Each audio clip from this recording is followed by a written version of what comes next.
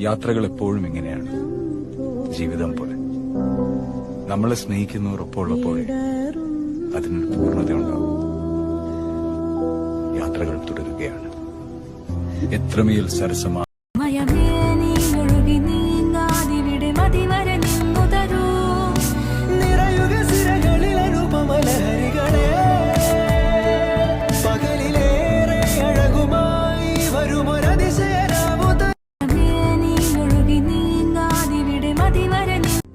യാത്രകൾ എപ്പോഴും ഇങ്ങനെയാണ്, ജീവിതം പോലെ.